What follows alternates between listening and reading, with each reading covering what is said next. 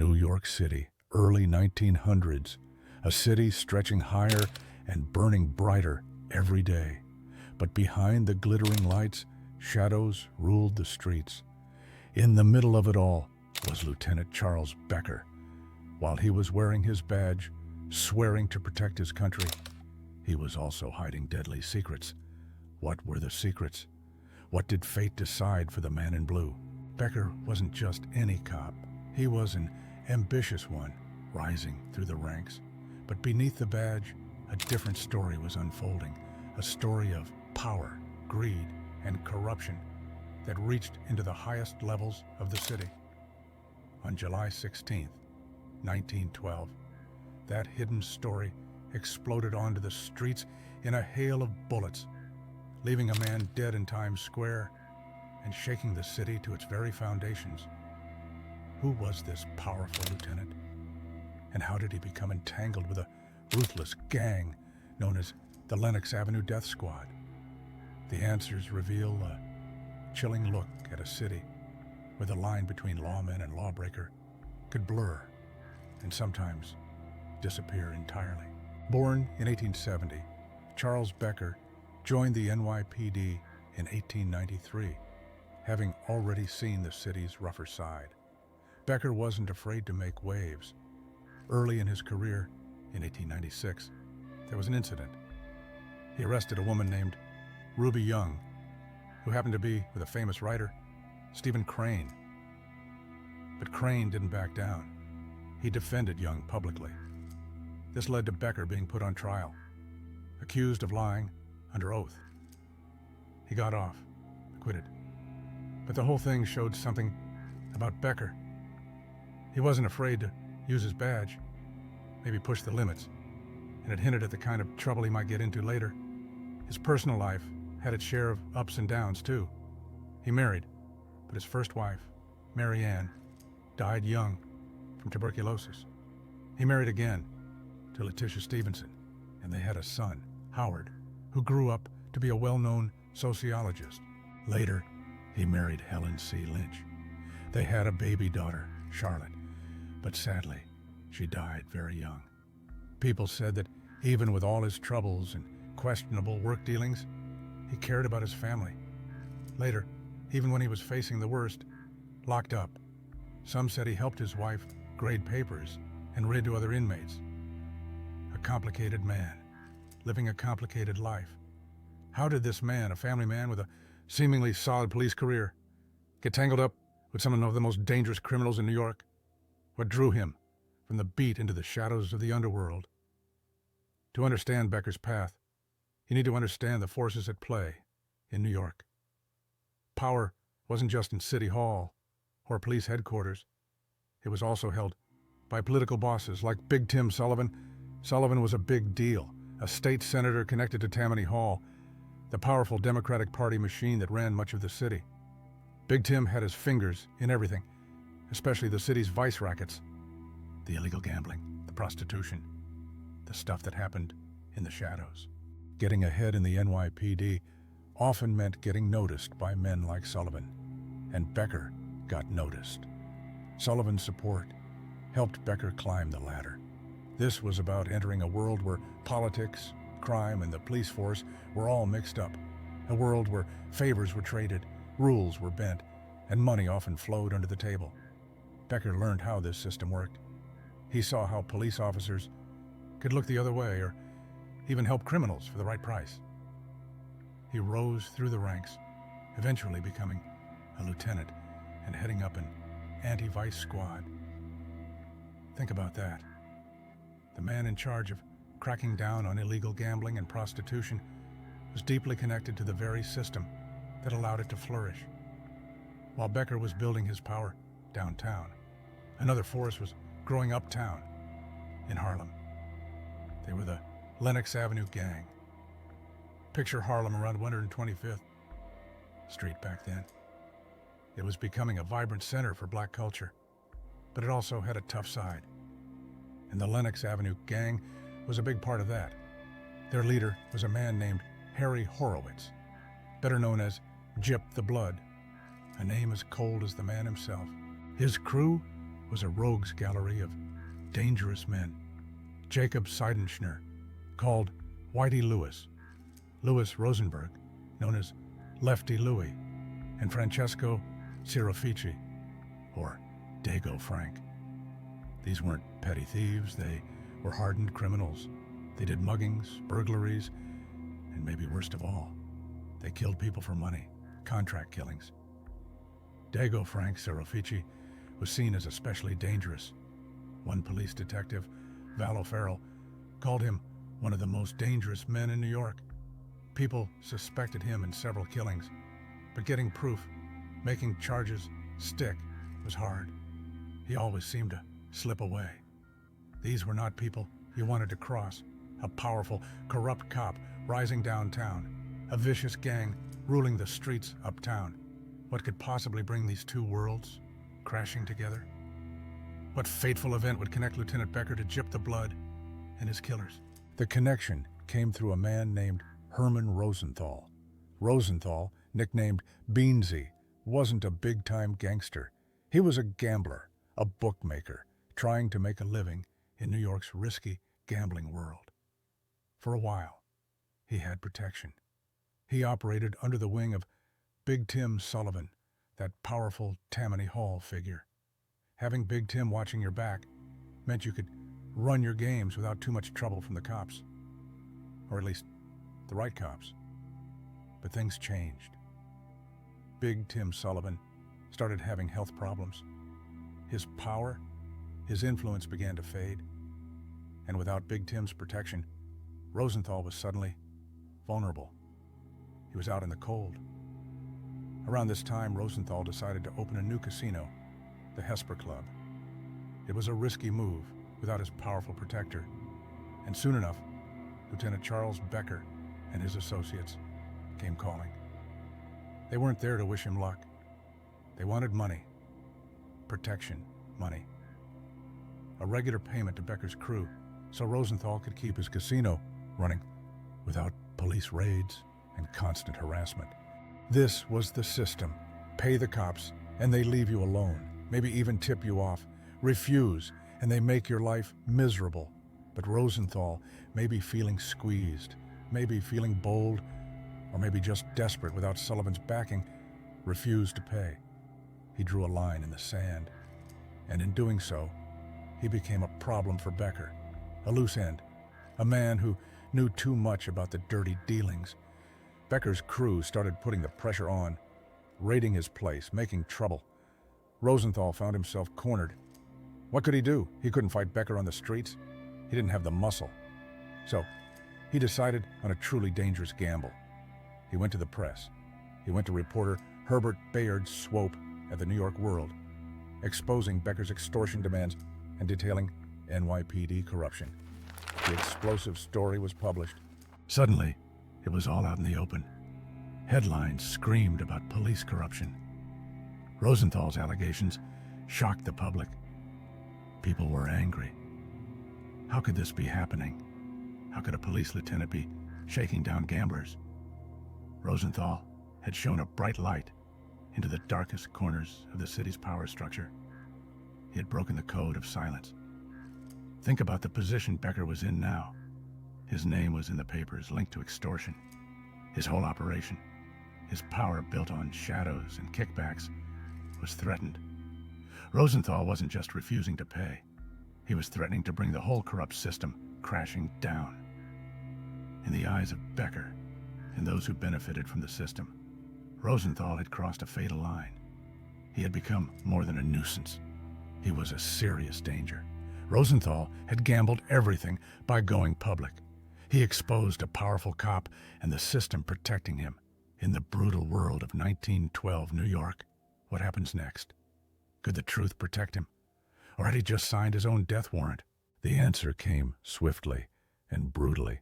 Just days after Rosenthal's story hit the newspapers, on the night of July 16, 1912, the gambler walked out of the Hotel Metropole in Times Square.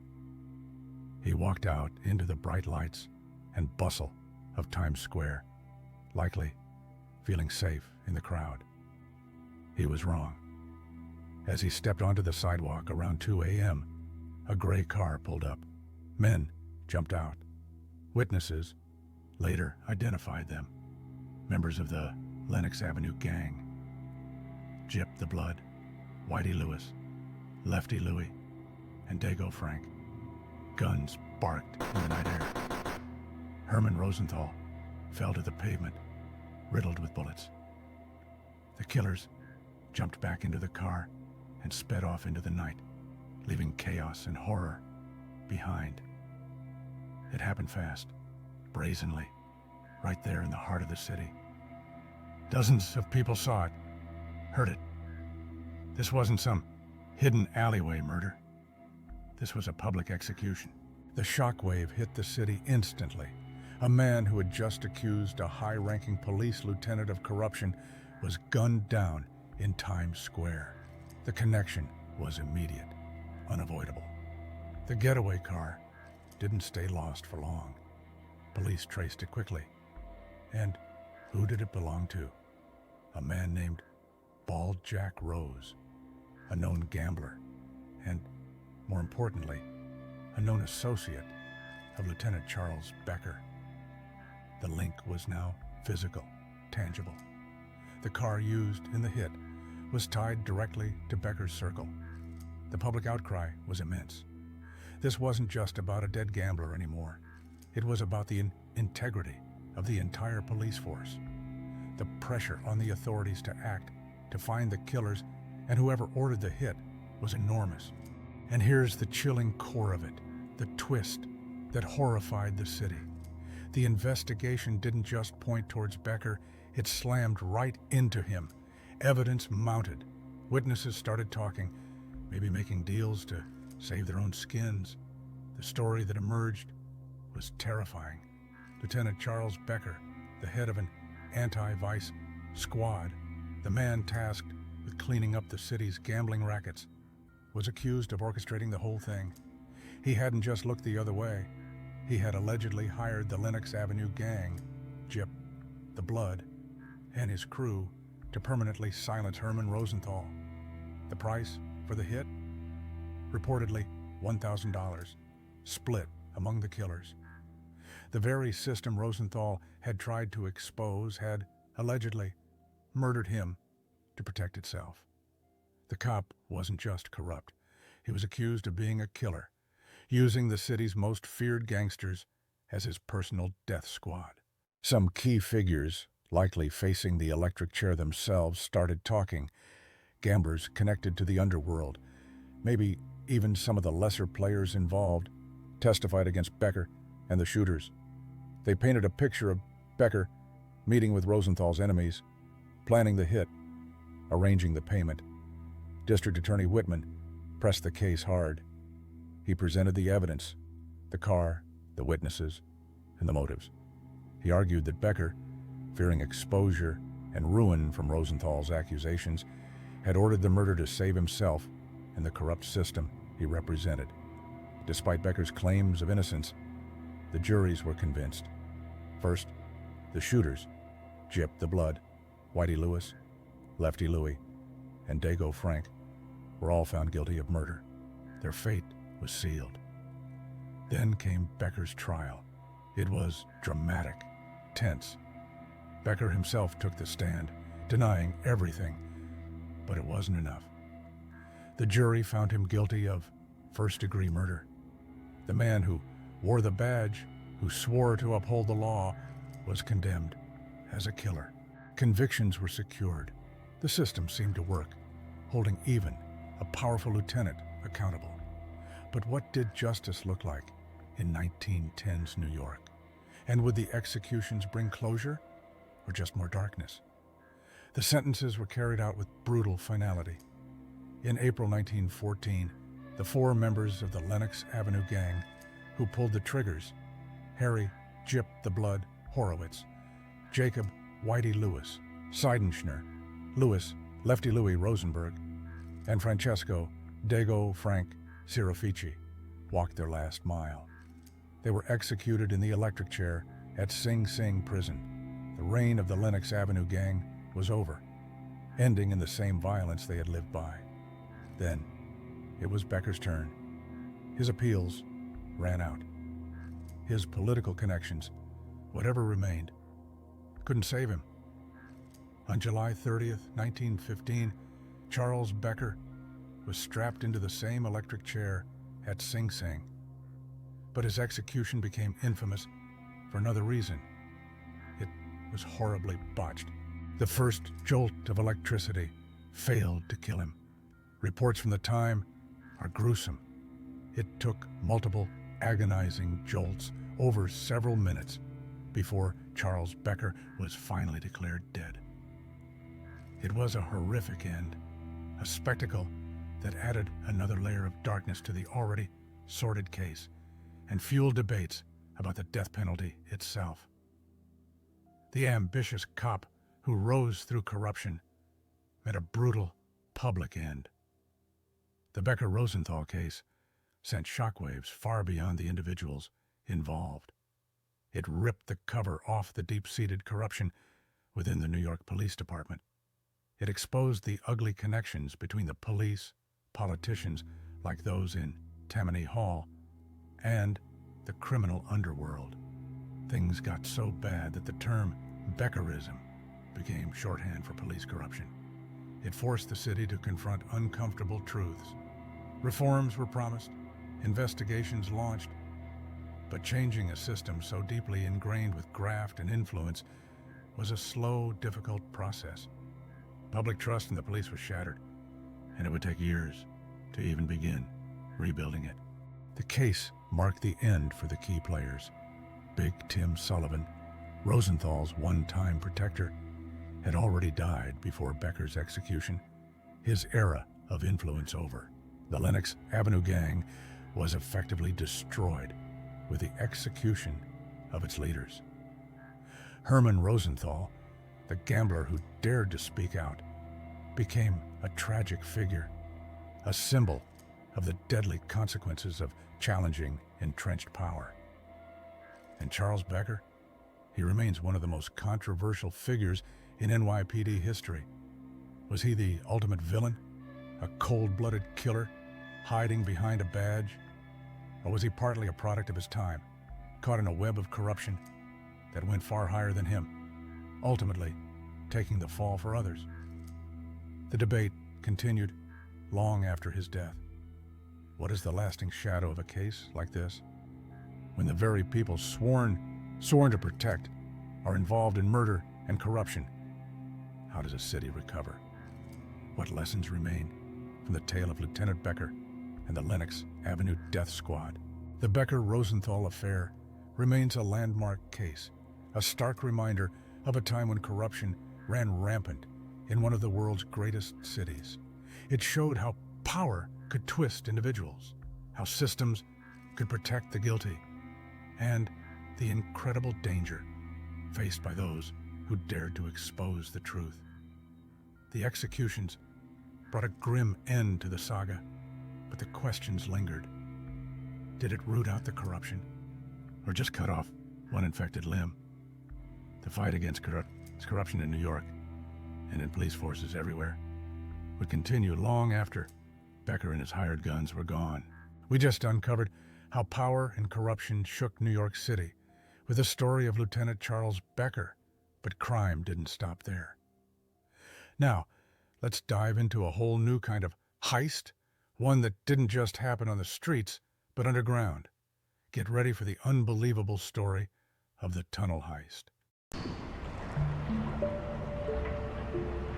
In the heart of 1869 Manhattan, with bustling streets and towering bank walls meant to protect unimaginable wealth, a silent, unseen operation was underway beneath the surface. A team of master criminals, armed with patience, precision, and shovels, orchestrated a heist so bold that it left an entire city in shock.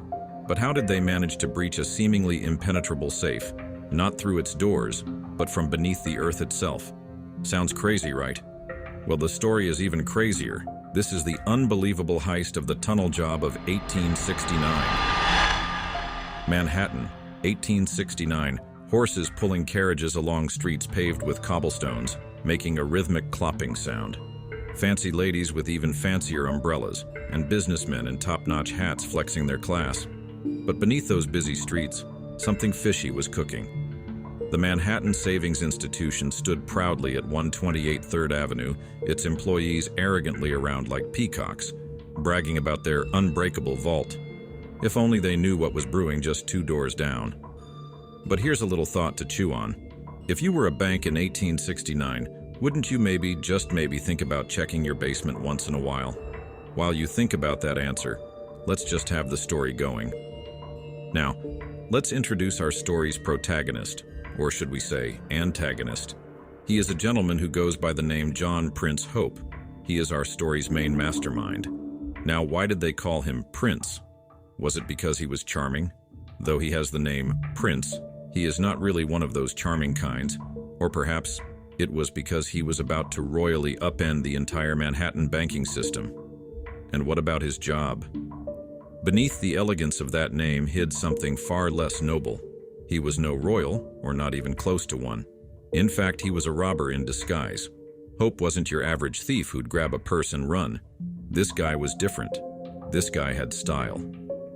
While other criminals were planning simple smash-and-grab jobs, Hope was basically planning a quiet underground construction project.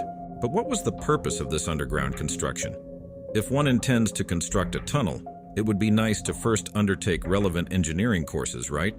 But no, our prince decided to wing it, because what could possibly go wrong with digging under one of the busiest cities in America? So, Hope and his crew rented a store 2 doors down from the bank.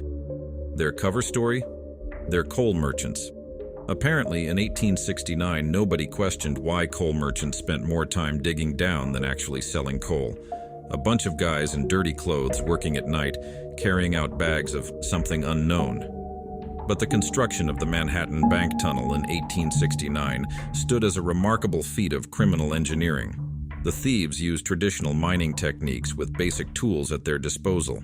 Armed with only pickaxes, shovels, and chisels, they worked by the dim light of candles, as kerosene lamps posed too great a risk of igniting underground gases. The tunnel's dimensions were precisely calculated for their needs. Stretching approximately 50 feet to reach the bank vault, they maintained a height of about 4 feet and a width of 3 feet, just enough space to move through while minimizing some unnecessary digging. This careful planning allowed them to actually remove soil efficiently, while also maintaining enough space for both workers and future loot transport. Digging the tunnel wasn't as easy as just shoveling dirt. The crew ran into lots of problems that really tested their skills. Think of Manhattan's ground like a layer cake, but instead of cake and frosting, it had different types of soil stacked on top of each other. In some places, the soil was loose and crumbly, like beach sand.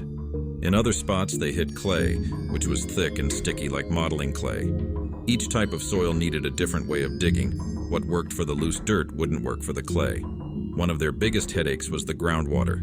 Water kept seeping into their tunnel, like when water slowly fills a hole you dig at the beach.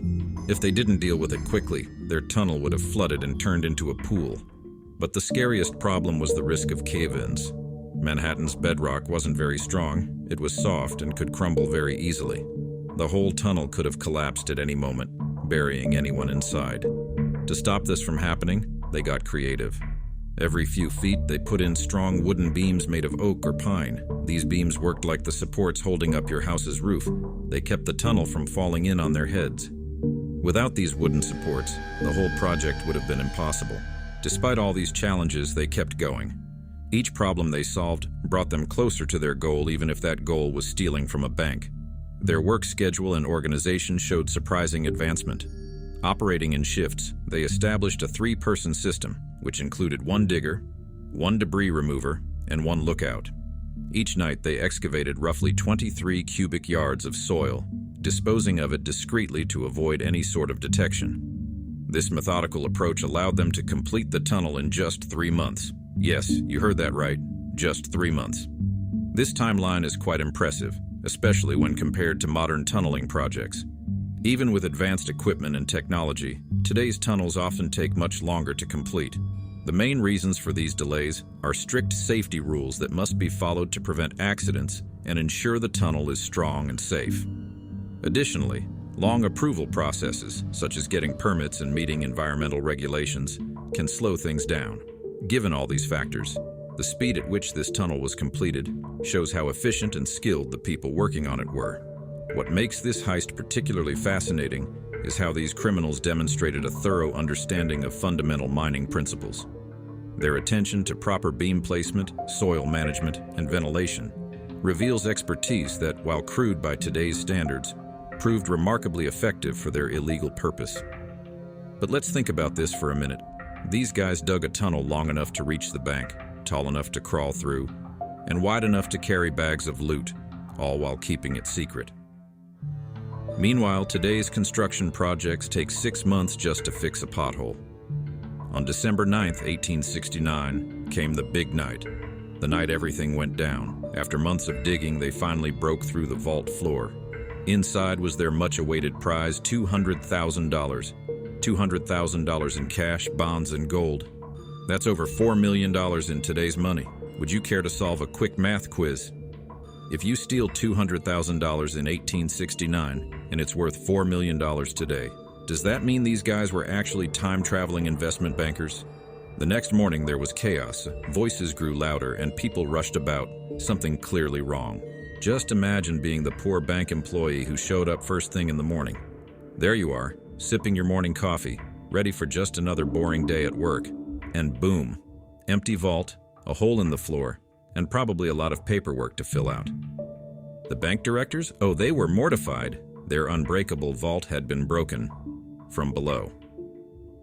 Now here's something the history books don't tell you much about, as here is the plot twist. Remember our friend Prince Hope? Well, rumor has it that his wife, Sarah Hope, was the brains behind the operation. While the men were busy digging their tunnel, she was apparently running a successful millinery shop right across from the bank, keeping tabs on literally everyone's comings and goings. Who would suspect a hat maker of being involved in one of the biggest heists in history? Was she actually noting down bank schedules while pretending to measure head sizes? We may never know. The police investigation into the Great Safe Robbery of 1869 was far from the sophisticated methods we associate with modern crime solving, like those seen in shows such as CSI Manhattan. After the audacious heist, law enforcement faced a daunting challenge. How do you miss a group of men digging a tunnel for months right under your feet? Following the robbery, detectives searched the abandoned coal shop that the thieves had used as their cover. They also interviewed local witnesses, but these efforts yielded little more than confusion and frustration. The criminals had executed their plan with remarkable planning, and it seemed that the police were too preoccupied with everyday duties, that perhaps even issuing parking tickets to horse-drawn carriages had to be noticed as an unusual activity happening just 2 doors down from the bank. Despite extensive searches and interviews, the authorities were left scratching their heads. The tunnel was expertly concealed, and its construction was super discreet that it went unnoticed by both passers-by and law enforcement. This lack of awareness highlights not only the ingenuity of the criminals, but also the limitations of policing in an era when urban infrastructure was evolving. But how do you miss a group of guys digging a tunnel for months? Were the police too busy giving parking tickets to horse-drawn carriages? Now, this is where things get really interesting. After this epic heist, everyone was discussing the fate of John Prince Hope and his crew. Some say they split up and lived like kings in various parts of the world, enjoying the fruits of their labor. Others claim that they had lost all their money in bad investments because being good at digging tunnels doesn't necessarily translate to being intelligent in financial planning. But here's where things get wild. Some believe that Hope never left Manhattan at all. Instead, he allegedly opened a legitimate construction company using his, experience in underground operations to make a new life for himself. Some people think Hope turned his tunneling skills into a real business opportunity. Manhattan was growing fast in the late 1800s, with lots of construction happening everywhere. It was actually quite smart, right? Who would suspect a respected businessman of being the same person who robbed a bank? Plus, Manhattan desperately needed people who knew how to work underground for its expanding infrastructure. If true, Hope basically turned his crime skills into an honest living right under everyone's noses. Think of it like a master art forger, later becoming a museum security consultant, using the same skills, just on the right side of the law this time. But here's the wildest theory. this heist changed banking forever. Banks started checking their basements more often, and vault designs were improved to include reinforced floors. But more than that, it became a legend. The story of how a group of amateur miners pulled off one of the greatest robberies in history. And the final thought: if these guys put this much effort into legitimate business, they probably could have made more than $200,000 legally. But where's the fun in that, right? Quick question: if you could time travel and interview one person from this heist, who would it be? The mastermind Hope? The mysterious Mrs. Hope? Or maybe that first bank employee who discovered the hole? And do you know what's really wild? Even today, people are still trying to pull off tunnel heists, though now they have to deal with motion sensors, seismic detectors, and probably some very confused subway maintenance workers. Recently, a bank heist plot was foiled in Jaipur, India, where police discovered a 150-meter-long tunnel leading to a bank. The gang, consisting of 4 members, had planned to rob the State Bank of India and a nearby jewelry shop, utilizing a rented shop to dig the tunnel under a vegetable market. Insane, right? This incident reflects a trend of modern tunnel heists, which have evolved with sophisticated techniques. For instance, in Brazil, a gang dug a 600-meter tunnel to rob a bank, equipped with lighting and reinforced walls. Such audacious attempts could inspire reality shows like Extreme Underground Makeover Bank Edition, showcasing the elaborate planning behind these underground escapades. The tunnel job of 1869 wasn't just a crime. It was a reminder that human ingenuity knows no bounds, even when it's being used for, well, less than legal purposes. It showed us that sometimes the biggest achievements come from thinking outside the box, or in this case, under it. So next time you're walking down the streets of Manhattan, remember, there might be more going on beneath your feet than you think. Just maybe don't mention that to your local bank manager. They're still a bit sensitive about the whole tunnel thing. Stay tuned for our next episode. Remember to like, subscribe, and leave a comment below. What do you think happened to the mysterious Prince Hope and his tunnel digging crew? Found this heist interesting? Then you need to know the story about the Onion Field murder, because that's a story that's even more thrilling.